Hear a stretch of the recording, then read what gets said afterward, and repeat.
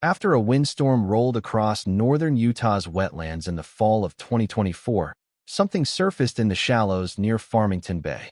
A plastic storage container, the kind people keep in a garage or an attic, floating where the current had pushed it. When investigators pulled it out of the water and opened it, they didn't find what they were looking for. They found something almost as important: blood. And when it came back from the lab, it matched Matthew Johnson, a 51-year-old member of the Utah National Guard who, by that point, had been missing for weeks. This is the case of Jennifer Gledhill, the wife accused of killing her husband as he slept, and then spending the next several days methodically making sure no one would ever find him.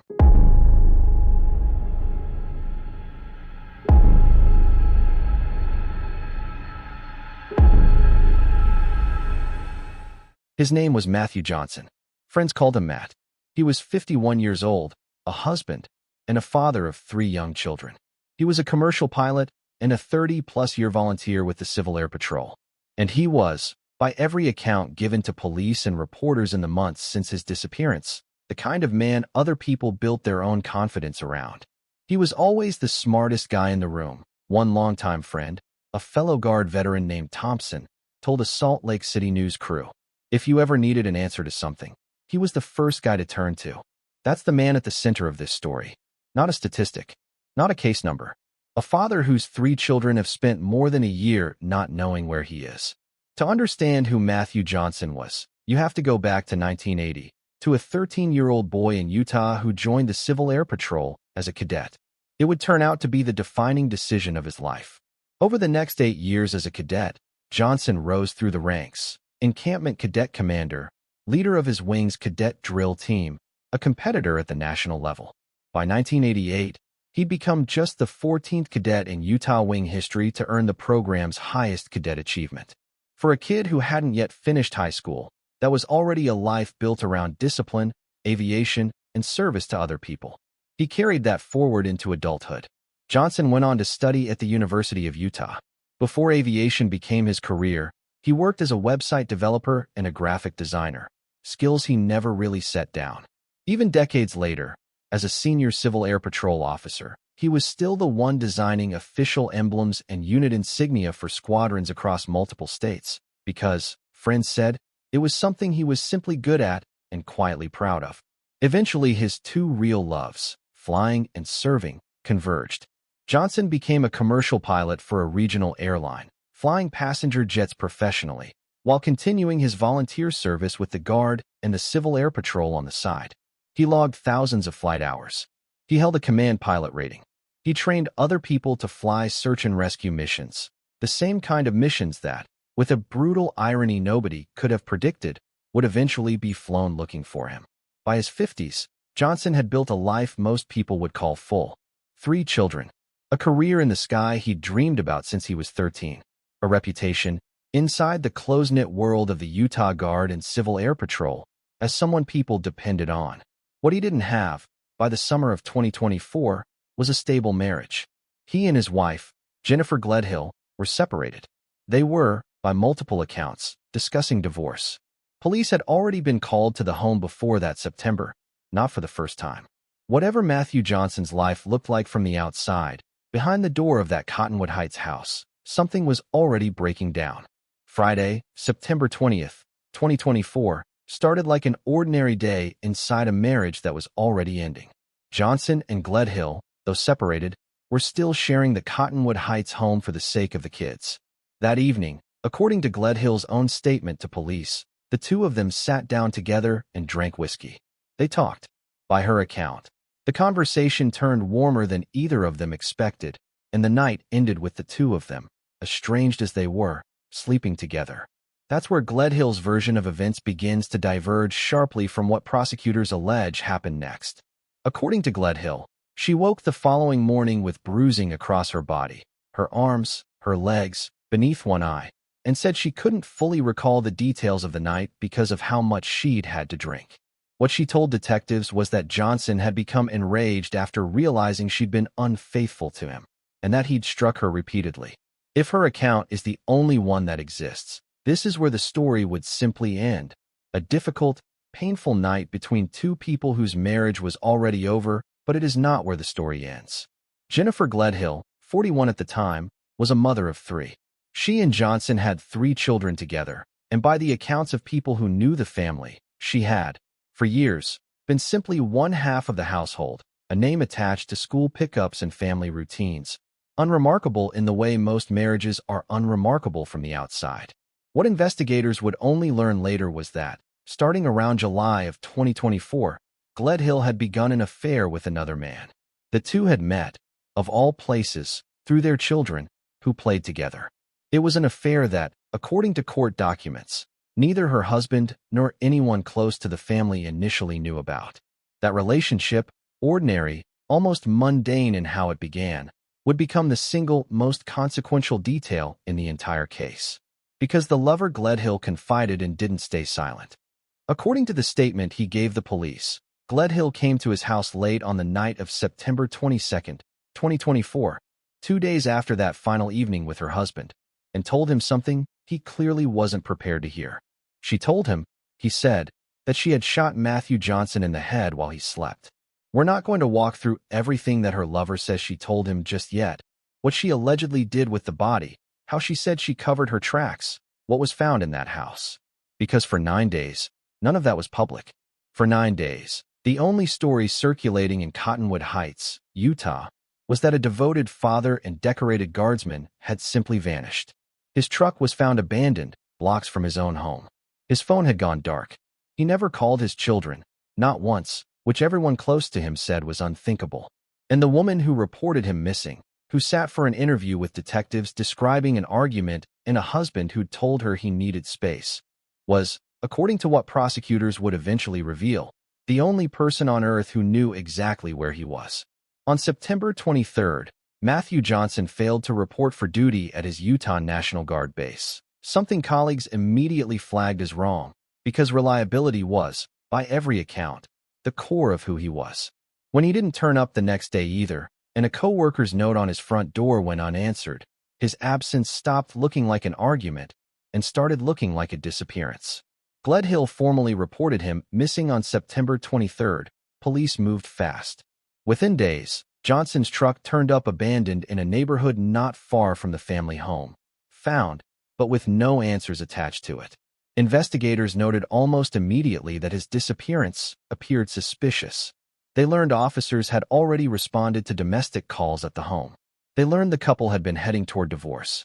Cell tower and GPS data became the spine of the investigation almost from day one. Records would show Gledhill's phone traveling, on the morning of September 22, directly to the location where Johnson's truck would later be discovered, a detail investigators would not be able to explain innocently. That same day, her phone tracked into Davis County before going dark for roughly 2.5 hours, then reactivating along a stretch of road called the West Davis Corridor. That night, surveillance cameras at a car wash on Highland Drive recorded her vehicle. She stayed for an extended period, doors open, thoroughly cleaning the inside of the car. She left just before midnight and drove straight to the home of her lover, who she'd later confide in. A multi-agency search was already underway by early October. National Guard volunteers, Cottonwood Heights police, county sheriff's teams, eventually expanding into the wetlands near Farmington Bay, an area known for the Davis County waterfowl management area. Officials would later describe the effort, bluntly, as looking for a needle in a haystack. There's a needle in a haystack. We don't have any other information on where to start looking other than, obvious places or more likely places. For a brief window, there was still a version of this story where Matthew Johnson was simply gone by choice. Investigators chased down a tip that he'd told a friend he was headed to Bend, Oregon, to care for his father after a stroke. A story specific enough that police in Bend actually opened their own missing persons inquiry. It came to nothing. There was no record of any Johnson having suffered a stroke in the area. His truck's license plate never pinged anywhere near Oregon. The lead dissolved as quickly as it appeared.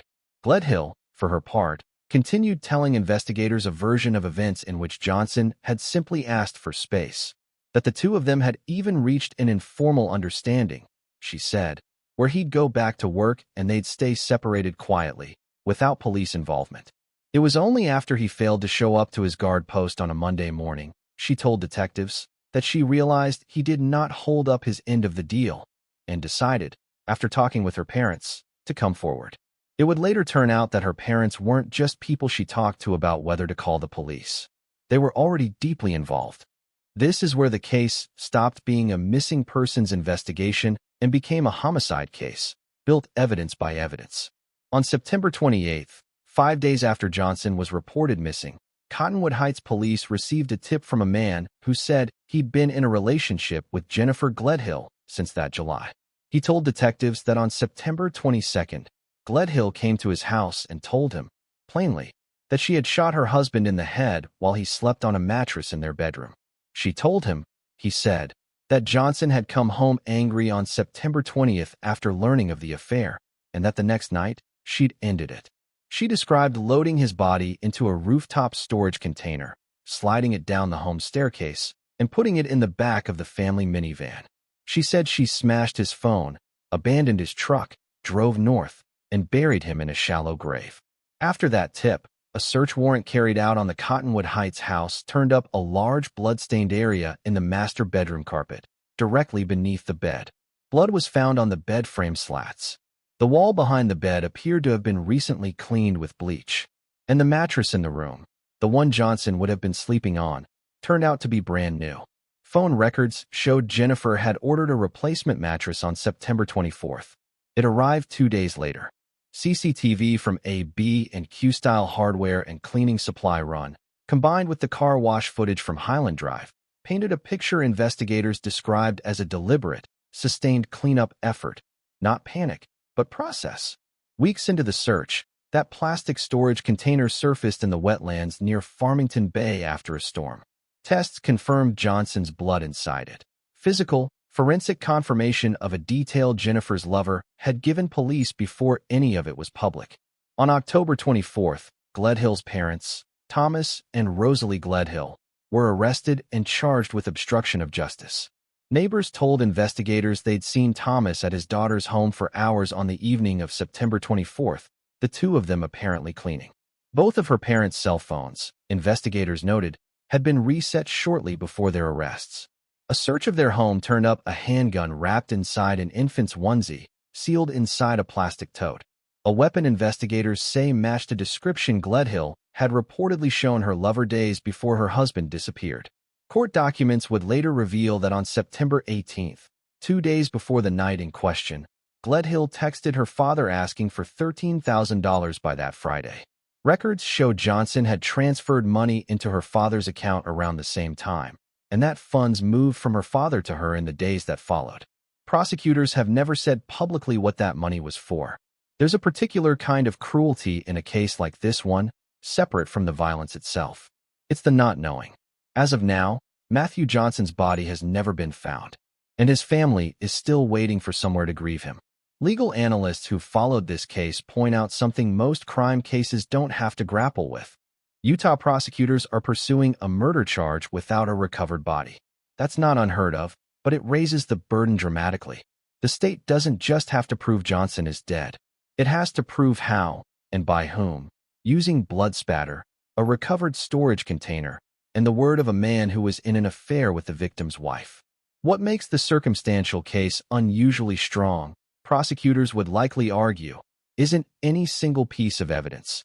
It's how many independent threads point to the same conclusion.